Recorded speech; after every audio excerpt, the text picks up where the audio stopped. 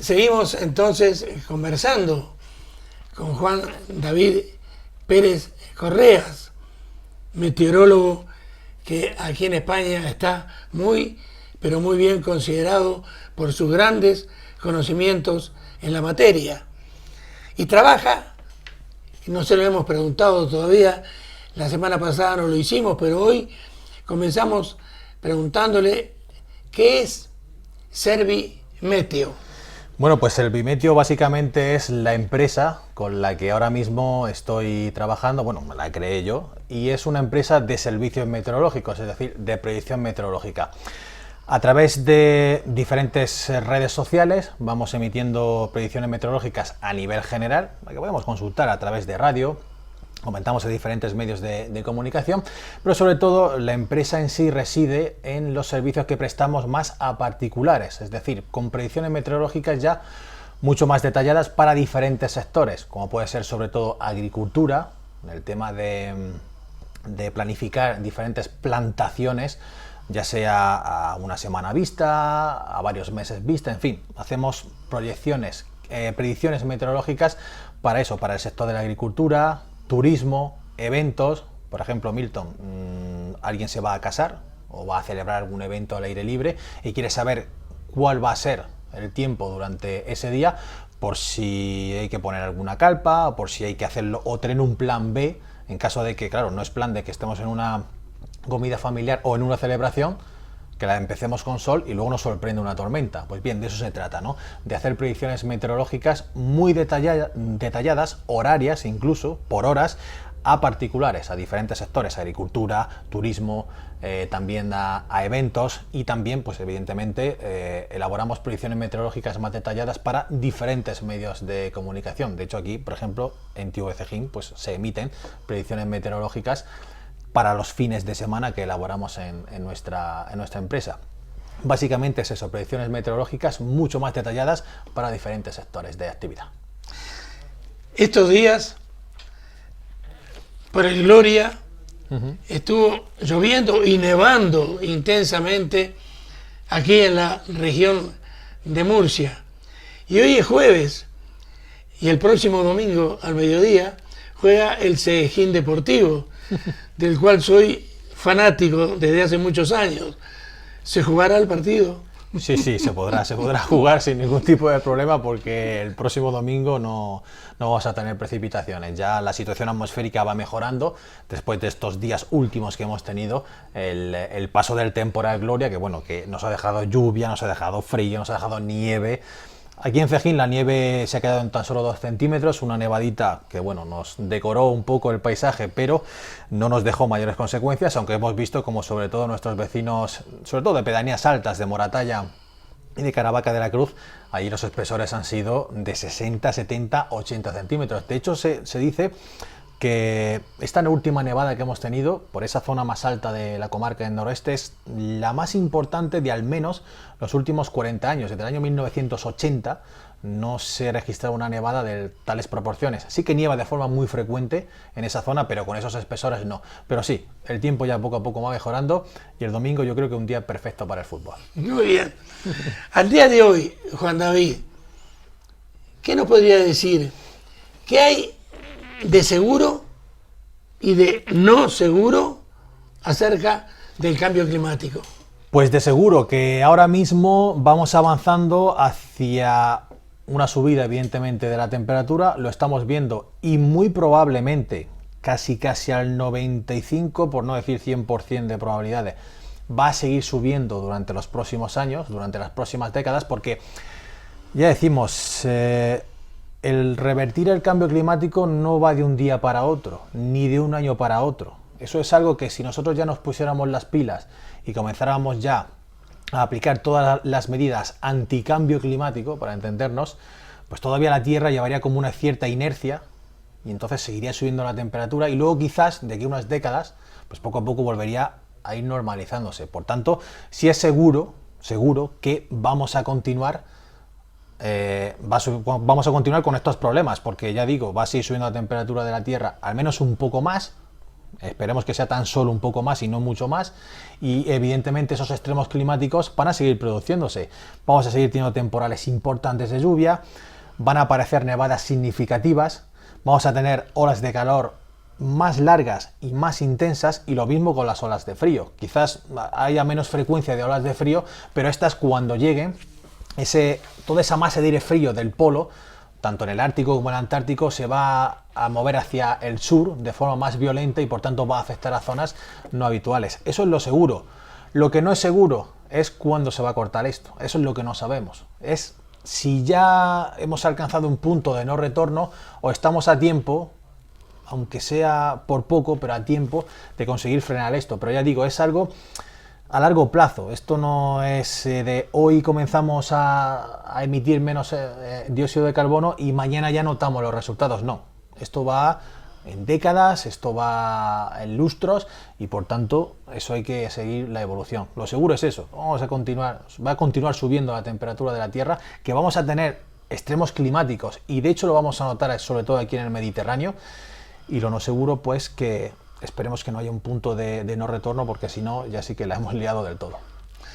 Podemos decir entonces, afirmar a ciencia cierta que cambio climático y calentamiento global son sinónimos. Sí, bueno, más que sinónimos se complementan. Calentamiento global, sube la temperatura de la Tierra debido a las emisiones de dióxido de carbono. Subida de temperatura de la Tierra significa desajuste del sistema climático y por tanto cambio climático. Ahí es donde reside el problema. Por tanto, si nosotros subimos la temperatura de la Tierra, estamos de forma tan rápida, estamos yendo a un terreno inexplorado.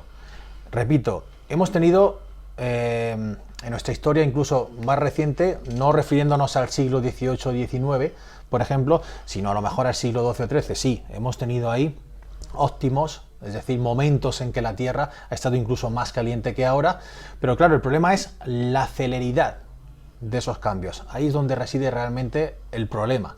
Por tanto, es lo que intentamos estudiar e intentamos prever qué pueda ocurrir, pero ya digo, es que de momento vamos hacia esos extremos. Por tanto, si emitimos más dióxido de carbono, aumenta esa capa de dióxido de carbono, sube la temperatura de la Tierra, eso es el calentamiento global, y el calentamiento global lo que hace es el cambio climático, desajustar todo el sistema climático de la Tierra y por tanto pues yendo a un tiempo de extremos al que, bueno, estamos notando.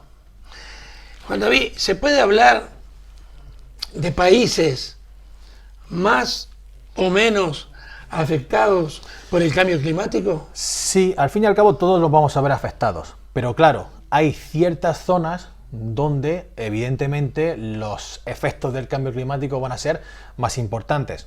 Por ejemplo, si nos vamos a latitudes en torno a 5 grados, entre 5 grados y 20 grados, latitud norte o latitud sur, esa es la zona por la que se suelen mover los ciclones, es decir, los huracanes, tifones o ciclones tropicales, que es lo mismo, pero que se nombran de diferente forma dependiendo de qué punto del planeta se formen. Pues bien, en esa franja, a lo largo de toda la Tierra, es donde habitualmente se forman los huracanes, que siempre han existido, de toda la vida, antes de que incluso el ser humano habitara la Tierra, ya los teníamos. Pero, como hemos comentado en otras ocasiones, incluso en esta entrevista o el jueves pasado, se están intensificando. ¿Qué pasa? Que todas esas regiones del planeta en las que normalmente están bajo el radio de acción de esos huracanes, si estos huracanes son cada vez más potentes, cada vez tenemos más huracanes de categoría 5, los destrozos van a ser importantes, ya sea pérdidas humanas o pérdidas materiales. Y esto es muy curioso, sobre todo a colación de lo que veníamos comentando de que el señor Trump, ya saben, presidente de Estados Unidos, hace oídos sordos o no quiere quererse mucho lo del cambio climático. Pues bien, su país, los Estados Unidos, sobre todo la parte sur y sureste y costa este, está bajo el radio de acción de esos huracanes. Si esos huracanes son más potentes, lo que va a dar lugar es que el golpe contra Estados Unidos, en Florida, en Luisiana, en Texas, en todos los estados de la costa este, sean más importantes, con pérdidas humanas y con pérdidas millonarias, económicamente hablando, con daños. Por tanto, es muy curioso que este señor esté pasando o haciendo oídos sordos del cambio climático, cuando si esa subida de la temperatura de la Tierra va a hacer que los huracanes sean más potentes, les va a golpear, pero vamos, se les van a meter hasta la cocina, literalmente. Por tanto, Estados Unidos, aunque sea uno de los países que más contamina, si no el que más, puede ser uno de los que más se ven afectados por el cambio climático, curiosamente. Claro, luego está, Milton, dependiendo de qué país afecte ese extremo climático, la recuperación. No es lo mismo que un huracán llegue a afectar a Estados Unidos, que es un país con un poder económico que todos sabemos importante, que por ejemplo golpee a Haití o que golpee a Puerto Rico, como vimos con el huracán María hace 2 años. Ahí está la diferencia realmente, el poder de recuperación. Sí, no es lo mismo un huracán categoría 5 que llegue a Estados Unidos que llegue a Cuba o que llegue a México, en fin, con países que tienen una capacidad de recuperación económica mucho más lenta o mucho menos importante. Ahí es donde está realmente el problema. Y ya digo, todo eso extendiéndose a diferentes países. Normalmente, claro, estos extremos climáticos, cuando afectan a países más pobres, los daños son más importantes, porque la recuperación va a ser mucho más lenta. Pero al fin y al cabo el cambio climático, en mayor o menor medida, a todos nos va a afectar. Juan David, hablemos de energías renovables. Contanos un poco qué son estas y además si en el futuro nos pueden ayudar a corto, mediano o largo plazo para no sufrir tanto o preocuparnos tanto por el cambio climático. Sí, de hecho ya hablamos la semana pasada del tema de las energías renovables, o al menos tocamos un poco el tema de las energías renovables. Renovable, no renovable. No renovable quiere decir que es algo que se agota. Véase el petróleo. El petróleo no es eterno, no es infinito en nuestro planeta, por tanto vamos a ver cómo se agotará en 10, en 20, en 30, en 40, en 100 años. Es una fuente de energía agotable, para entendernos. Esas son las no renovables, lo que no se puede renovar. Las renovables son las energías que no se agotan. Véase el viento, véase la biomasa, véase el sol, en fin, todas esas energías que, ya digo, siempre las vamos a tener. ¿Qué pasa? Que las energías no renovables, que es de las que más estamos tirando, de las que más hemos tirado a lo largo de nuestra historia, que son, ya digo, las que se pueden agotar, son las que más contaminan, las que más emiten dióxido de carbono a la atmósfera. Las renovables, es decir, el viento, el sol, son las que podemos producir energía para nosotros consumirla, pero sin provocar un daño al medio ambiente.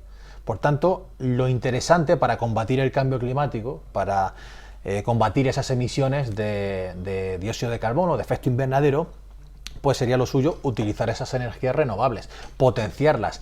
Lo comentamos el pasado martes aquí, Milton. En nuestra ciudad, aquí en Cejín, en nuestra comarca, en nuestra región, nos cae oro casi todos los días. Bueno, venimos de días bastante nublados, los que hemos tenido lluvia, pero normalmente aquí hace mucho sol. Tenemos unas 2.700, 2.800 horas de sol al año. Pues bien, vamos a aprovecharlo. Vamos a poner parques con placas fotovoltaicas, vamos a aprovechar toda esa energía y por tanto será energía que nosotros la utilizaremos en el día a día para nuestra casa, electricidad y tal, pero no estamos emitiendo, por tanto hay que potenciar las energías renovables, dejar a un lado las no renovables, que son las que más contaminan. Le haremos un favor al planeta, por un lado, y también un favor a nosotros porque no vamos a emitir tanto dióxido de carbono y vamos a intentar frenar un poco este cambio climático. Por tanto, energía renovable siempre, y es lo que hay que potenciar. Luego ya están, como siempre decimos, los intereses y las grandes empresas hidroeléctricas, que son las que no les interesan estas energías renovables. Ahí está el problema. En fin, todo se resume en un principal problema: el dinero. Ahora, los modelos climáticos pueden predecir, por ejemplo, sobre mi ciudad, mi pueblo, la temperatura y la atmósfera. Sí, claro. De hecho, las predicciones meteorológicas las hacemos así. O sea, los meteorólogos nos levantamos por la mañana, abrimos la ventana, nos asomamos así, vamos a ver. O si nos duele el juanete. Efectivamente, o si nos duele la rodilla, el juanete, no. Nosotros lo hacemos de una forma científica y es a través de eso, de esas ecuaciones matemáticas, esas ecuaciones físicas que nosotros vamos, digamos, calculando, recalculando varias veces al día para elaborar esas predicciones meteorológicas. Y claro, evidentemente hay modelos, unos son climáticos que se llaman, que son con predicciones más a largo plazo, y otros son los meteorológicos, que son, bueno, pues predicciones un poquito más cercanas a nosotros, a una semana, a 2 días, a 2 semanas, incluso a un mes. Hay que ir haciéndolo como si fuera una malla, ¿no? Una malla, digamos que lo más grande lo dejamos para predicciones climáticas, lo más pequeño para predicciones meteorológicas. Pero son eso, son ecuaciones que, por ejemplo, nosotros vamos tomando los datos en las estaciones meteorológicas y decimos, hoy a las 12 del mediodía teníamos una temperatura tal, una humedad tal, una presión tal y el cielo estaba despejado. Pues bien, todos esos datos los transformamos en números, los metemos en esos modelos meteorológicos, el ordenador los recalcula porque hace falta muchísimos cálculos por segundo y el ordenador, digamos, ese modelo nos saca unos mapas. Esos mapas nosotros los interpretamos y a través de ahí elaboramos la predicción meteorológica. Es a través de ahí cuando podemos decir, pues mañana se espera lluvia, o mañana se espera que haga sol, o mañana se espera que bajen las temperaturas. Así es como trabajamos. Repetinos para terminar con nuestra preocupación o seguir preocupándonos aún más acerca de el aumento de temperatura en el planeta, cómo se va a ir escalando. Bueno, pues de momento, si la temperatura, teniendo en cuenta cómo estamos ahora mismo y partiendo del punto en el que nos encontramos, si va a seguir aumentando, pues va a tener sus consecuencias. Por un lado, sobre todo, lo que más estamos notando ese aumento de temperatura, Milton, es en el deshielo. Y además viene también en relación a lo que hemos tenido con este temporal Gloria, que hemos visto que ha arrasado el litoral, que el agua se ha metido tierra adentro como si fuera un tsunami. Pues bien, ese deshielo, que aunque nosotros pensemos que nos pilla lejos, ya sea en el Antártico, en el Polo Sur, o en el Ártico, en el Polo Norte, está haciendo aumentar el nivel del agua, de todos los océanos, porque al fin y al cabo hay un nombre, ¿no?, que es el nivel hidrostático, ¿no?, de la Tierra, que es decir, es un nivel en el cual toda la Tierra más o menos tiene la misma altura del agua. Si el agua que tenemos ahora mismo congelada en estado sólido la transformamos, que es el hielo, para entendernos, lo transformamos en estado líquido, ese nivel va a ir poco a poco subiendo. Consecuencia, para Cejín ninguna, ni para nuestra zona que estamos a cierta altitud, pero mucha o gran parte de la población del planeta, de nuestro país y del planeta, se asienta en zonas costeras. ¿Qué pasa? Que en esas zonas costeras son zonas costeras a muy baja altitud, zonas llanas, por ejemplo, lo comentábamos en el pasado programa, zona de Países Bajos.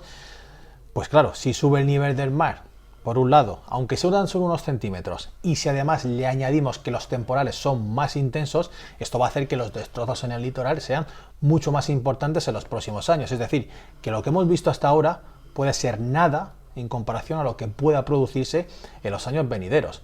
Por tanto, una de esas consecuencias del cambio climático es eso, que sube el nivel del mar y las zonas litorales se ven muy afectadas. Hay zonas, por ejemplo, de la India, de Bangladesh, con millones, incluso centenas de millones de personas que viven a altitud muy baja. Si el nivel del mar sigue subiendo, además de allí le añadimos que pueda pasar algún ciclón tropical, esas personas van a tener que emigrar, lo que se conoce, Milton, últimamente como los refugiados climáticos. Es decir, gente que tiene que abandonar su zona de residencia habitual e irse a otras zonas más bonancibles o que tengan mejor clima, porque su zona que habitualmente se estaba bien, ya con el cambio climático no va a estar. Y esto de los refugiados climáticos, Milton, es algo a tener muy en cuenta. Va a haber mucha gente en los próximos años. No estamos hablando de pequeños pueblos, sino grandes ciudades, grandes masas de población que van a tener que abandonar su lugar habitual de residencia e irse a otras zonas. Ya digo, eso se llama refugiado climático. Ahora bien, Juan David, la energía nuclear, de la que tanto y tanto se habla, ¿puede ser la solución al cambio climático?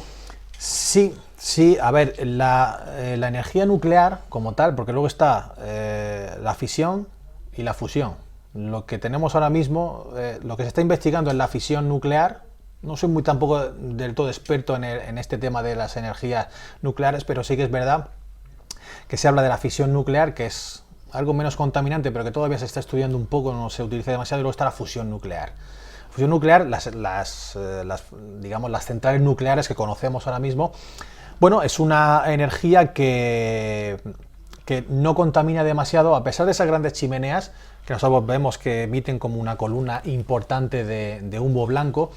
Eso es vapor de agua, eso no es contaminante como tal. El problema que tiene la fusión nuclear, la energía nuclear que tenemos ahora mismo, son los residuos de uranio, que es el gran problema, porque se genera mucho residuo y entonces no sabemos dónde meterlo. De ahí es donde salen los que se conocen como los cementerios nucleares. Son zonas del planeta que se habilitan para enterrar toda esa radiación, ese material radioactivo muy peligroso, muy peligroso para el ser humano.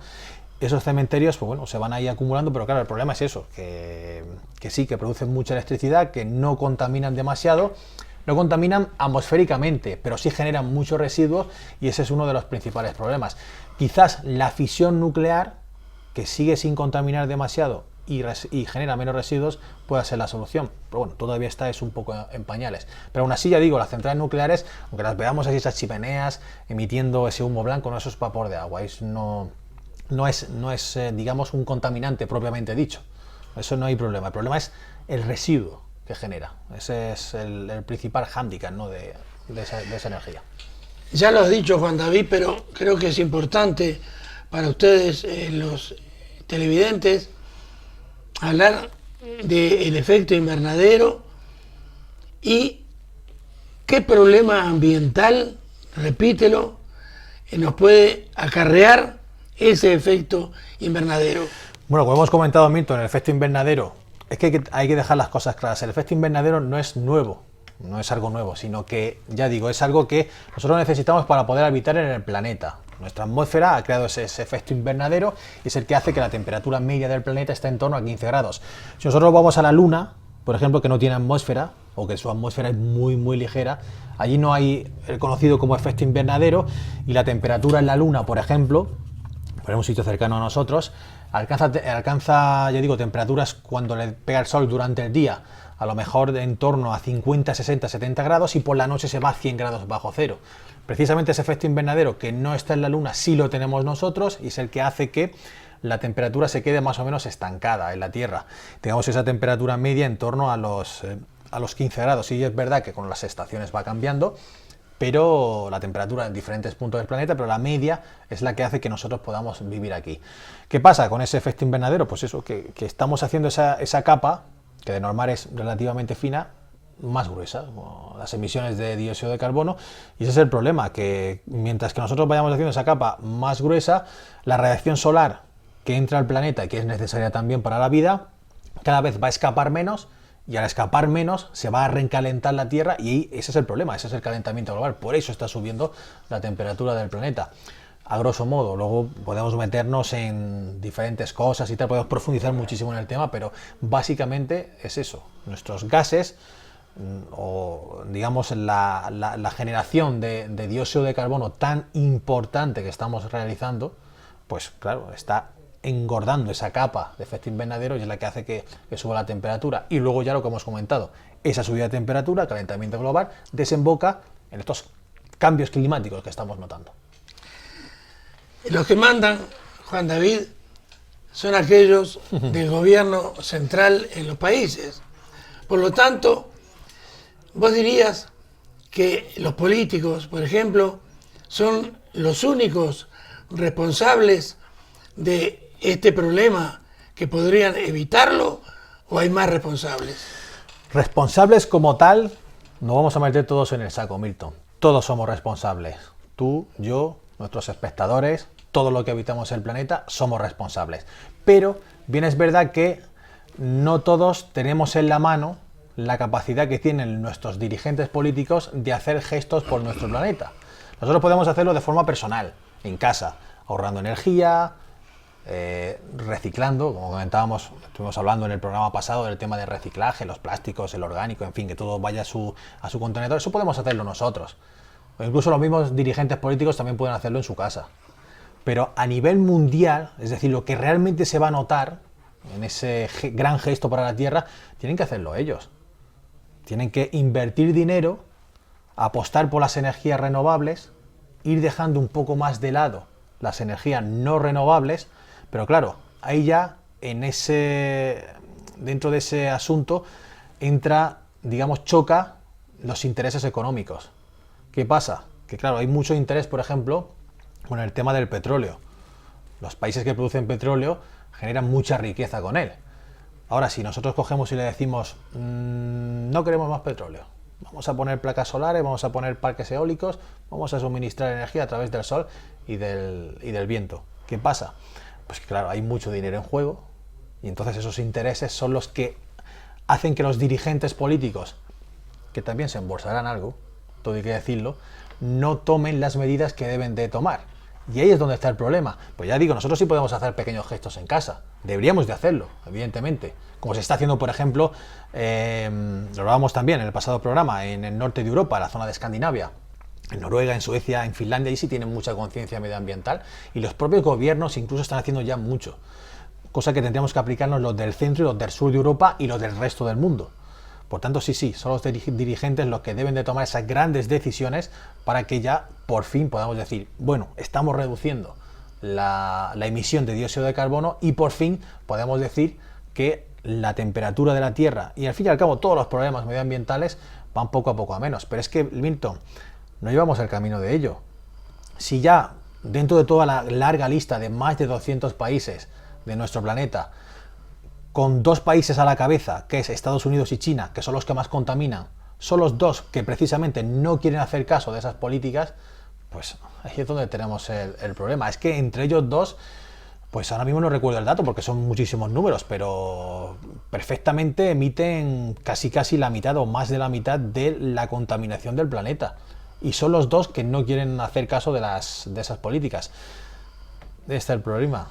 Es blanco y en botella. Ahora, en tu concepto, Juan David, ¿quiénes son los mayores responsables? ¿La acción humana o los procesos naturales?